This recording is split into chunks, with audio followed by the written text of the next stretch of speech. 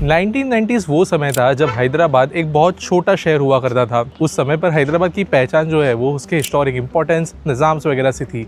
एक hi tech capital की तरह उसको लोग नहीं जानते थे। इसलिए एक पर्सन लैपटॉप लेकर दुनिया भर घूमने लगे और बड़े बड़े कंपनीज को इन्वेस्ट करने के लिए मनाने लगे into the city of Hyderabad. और हाईटेक सिटी के अंदर साइबर टावर्स बन के वहाँ पे पहले मेजर एमएनसीज ऑफिसेस बनना शुरू हुए। इसके बाद में हाईटेक सिटी की पहचान जो है धीरे धीरे as India one of the best tech capitals होने लगी। एक बहुत अच्छा शहर डेवलप हुआ और आज हैदराबाद देश की टॉप 5 सिटीज़ के अंदर इजीली इंक्लूड होता है और मॉडर्न सिटी, इनफैक्ट मुंबई के बाद सबसे ज़्यादा स्काई स्क्रैपर्स रखने वाला एक शहर हैदराबाद बन गया है। लेकिन 2014 में एक ऐसी चीज़ हुई जिसने हैदराबाद को उस पर्सन से छीन लिया। तेलंगाना और आंध्र प्रदेश ये 2 स्टेट्स बन गए और इसकी वजह से आंध्र प्रदेश के पास में हैदराबाद एज कैपिटल ना रहा और आंध्र प्रदेश को एक नए कैपिटल की ज़रूरत पड़ी। और तब कंसेप्चुअलाइजेशन किया गया to build the city of Amaravati which would be the new capital for Andhra Pradesh. और आज मैं इसी अमरावती का आपको टूर कराऊंगा और कैसे एक मॉडर्न सिटी बनती है with the future planning in mind, build by a person who has experience, skills and now resources. वो आज मैं आपको बताऊंगा।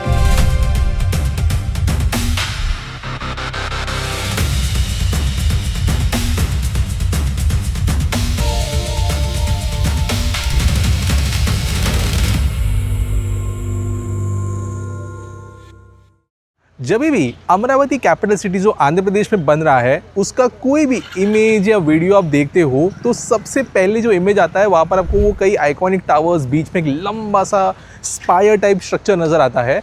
उनमें से जो HUD टावर्स है वहाँ पर मैं खड़ा हूँ।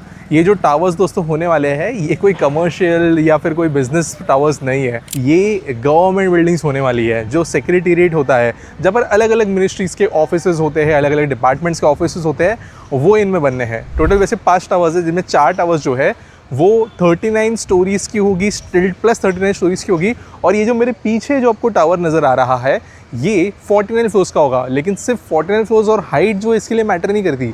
यहाँ पर जो चीफ मिनिस्टर है उनका ऑफिस जो है टॉप पर होने वाला है और उसके ऊपर जो है आपको हेलीपैड नज़र आएगा जो कि एक्चुअली यूज़ होगा।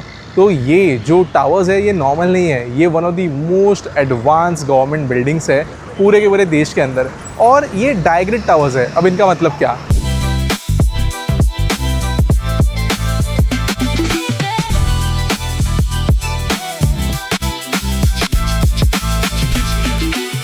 डायग्रिड टावर्स का मतलब क्या होता है? जनरली जो हमारे बाकी बिल्डिंग्स वगैरह बनते हैं उनमें आपको देखने मिलेगा कि जो बिल्डिंग है वो RCC में बनता है, यानी कि कॉलम्स, बीम्स, उनको कास्ट किया जाता है। कास्टिंग जो है वो कभी कभी माइवान में होती है, कभी कुछ और नॉर्मल मोल्ड्स यूज़ किए जाते हैं।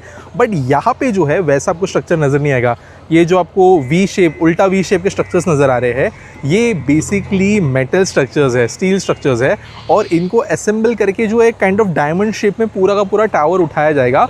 और ये इनका जो शेप है और जिस तरीके से लोड यहाँ पे डिस्ट्रीब्यूट होता है वही इन्हें सपोर्ट करेगा। और एक मेन अंदर आपको काम नज़र आए, फॉर एग्जांपल ये वाले टावर का ये कोर है और देखो बाहर यहाँ पे काम शुरू हो गया है। तो ये जो मेन कोर है यहाँ से यूटिलिटीज़ लिस्ट स्टेयरकेस होंगे, लेकिन आसपास की जो सारी जगह है वो ऑफिसेस के लिए, स्पेस फॉर अदर जो ऑफिस के लिए ज़रूरी चीज़ें होती है उसके लिए यूज़ की जा सकती है। तो ये एफिशिएंट है। इंडिया में पहली बार इतने बड़े स्ट्रक्चर्स जो है इस टेक्नोलॉजी के साथ बन रहे हैं और ये कंपैरेटिवली फास्ट भी होता है कंस्ट्रक्ट होने में। तो ये भी काफ़ी यूनिक जगह है। और यहाँ पर जो है ये टावर नंबर 5 है सबसे ऊंचा वाला, फिर इसके बाद में ये 4, 3, 2, 1 ऐसे आगे, और इसके बीच में से कनाल भी जो है वो पास होने वाली है।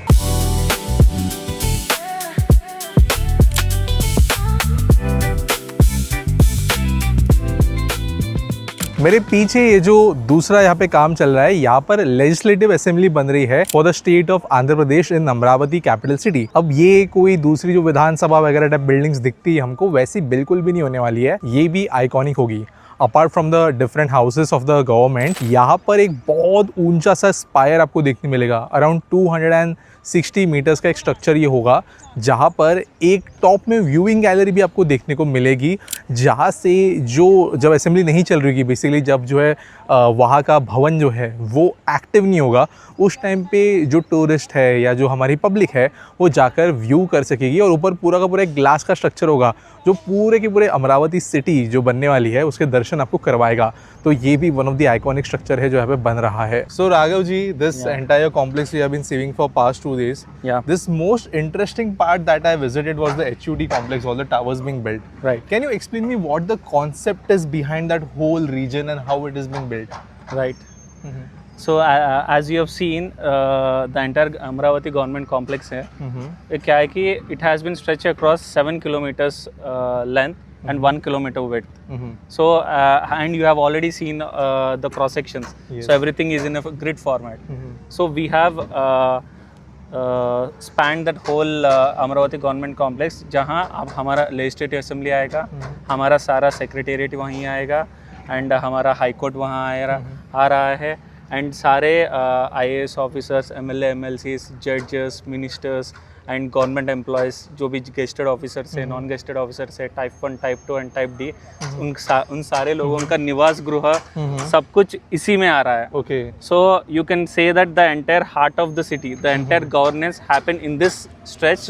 And in that, like I explained you, we have a principle which is 5, 10 and 15.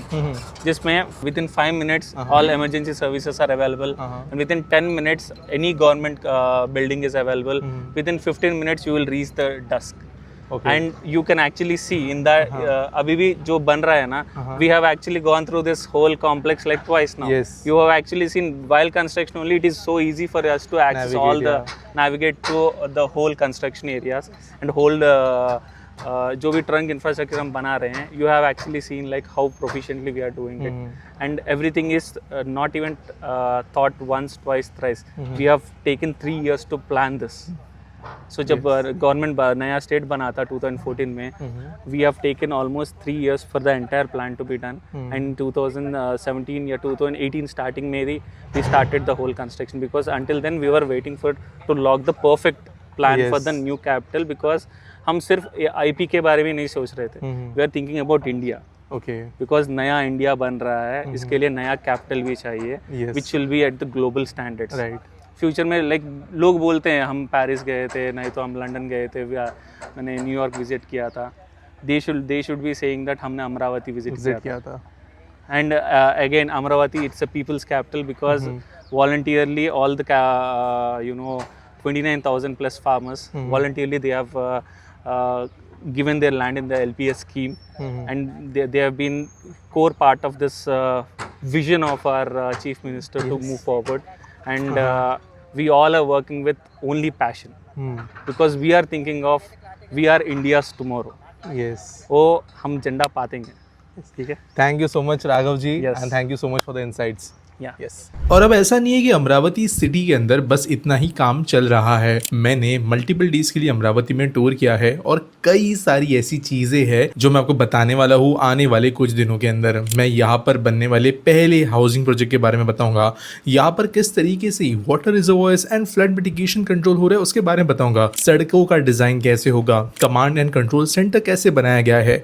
ये सब चीज जो है आपको मेरे आने वाले कुछ दिनों के वीडियोज में देखने को मिलेगी. तो चैनल पे सब्सक्राइब करके ट्यून्ड इन रहना, नोटिफिकेशंस ऑन करके रहना, क्योंकि इस अमरावती स्मार्ट सिटी सीरीज के अंदर आपको मल्टीपल वीडियोस देखने को मिलने वाली है.